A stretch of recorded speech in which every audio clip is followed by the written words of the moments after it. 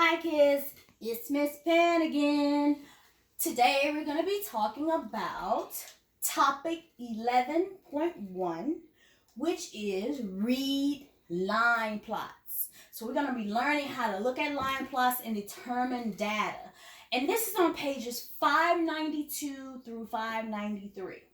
Now there are two vocabulary words that I want you to define at home. The first one is line plot and the second one is outlier.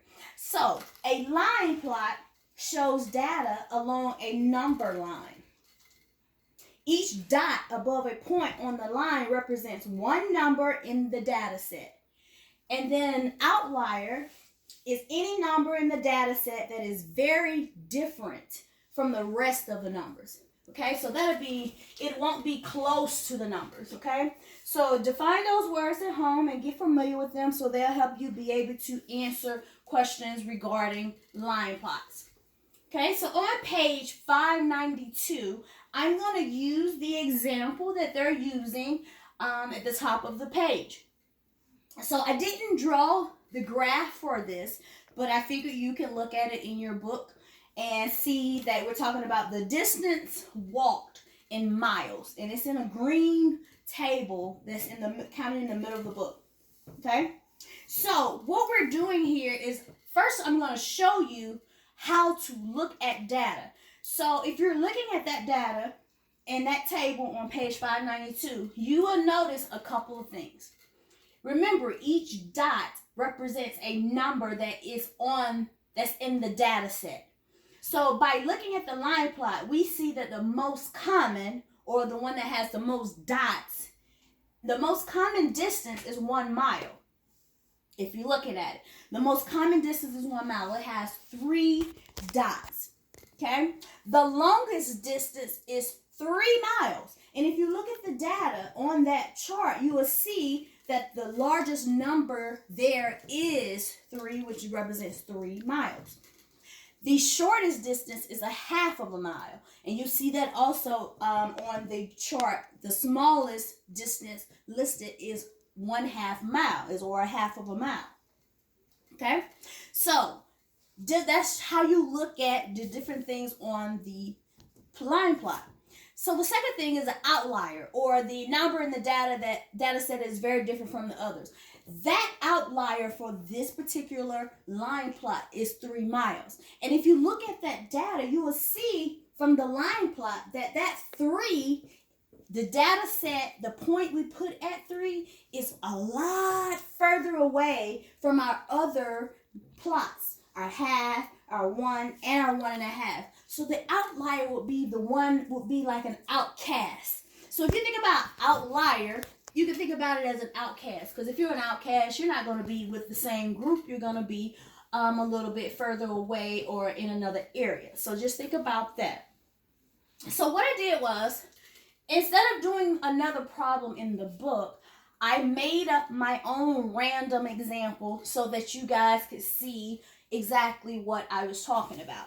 So I made up a chart, I made up the questions, and I want you to pay attention to what's being asked in the question so your answers reflect that. So you don't want to be talking about the number when we're asking about the ages. So you just make sure that you pay attention to it. And you see that I underline the question, the main question that you're answering, that I want you to answer in each of the questions to show you how you're supposed to reflect that. So my graph, or my line plot, I use students' ages. And my data is listed for age 9, age 10, age 11. And you will see that I have a number of points above each of those numbers in the data set. So I said, look at the line plot that I drew, my beautiful line plots, and answer the questions using the line plot. So my first question was, how many students' ages are recorded? So how many students' ages, or I could have written that question as, what was the total number of student ages recorded? I could have written it that way as well. Either way, in this question, I'm asking you to give me a total. And if you think about it, that's a term when we use total that we know it automatically, it keys us in and say, oh, that's addition. So all we do is add it up. Now I'm going to show you a trick that I use that helps me so that I don't have to count each of these little dots or points each time I do a question. So when I have my data, when I first get my graph, what I like to do is go up to the graph and then count my points for each of the numbers in the data set and just write a little small number at the bottom to show how many points are there. So each time I can look at that, I don't have to go count it every single time because all I have to do is count it once. So for my age 9, I have 1, 2, 3, 4, 5, 6. So I'm just going to write a little 6 right here in parentheses to show me that there are 6 points in that data set. For age 10, 1, 2, 3, 4, 5, 6, 7, 8, 9, 10. So for age 10, I have 10 numbers in that data set. And then for the last one, 11, I have 1, 2, 3, 4. So I'm just going to put 4 inside there. So to figure out the answer, how many students' ages are recorded for number 1, my answer would be 6 plus 10 plus 4, which is for a total of 20. So all you had to do was add all the dots. So that was a simple one, okay? Notice it asks how many students' ages. I just put 20 there, or I could have put 20 ages, because you want to give units so that way you know what we're answering. All right, let's go to number 2. It says, what age was the most common? And meaning the most common, that means which age had the most dots in the plot. And notice that I underline what age. So that means in my answer should reflect back to what the question was. So I look up here and say, what age was the most common? And when you look, you can look at the line and see which one is longer or has the most, or you can come back and refer back to your numbers and parentheses where you counted in the beginning. So if you look at that, the age that had the most dots or was the most common was age 10. So I wrote age 10. So that has 10 students in it. So that's why I put age in front of 10. Now, I know you probably would have just put, 10 because it has here. But we're talking about ages. So it asked what age was the most common. So I would like for you to make sure you pay attention to that and you answer using the units that they're asking about. So I put age 10. Moving to number 3, it says what age, again, we're looking for the age, was the least common, meaning which one had the least amount of dots. Come back here, I have a 6, a 10, and a 4. 4 is obviously smaller than 6 and 10. So age 11 was the age with the least common. Don't make the mistake of putting 4 for number 3 because they're not asking how many were age 11. They asked me what age was the least common, which is the 11. Okay, so be careful with that. Number 4 says, what is the range of the most common and the least common ages? Now, you may not be so particularly familiar with range, but when they're asking you for a range, they're asking you from beginning to end. So my most common age was age 10.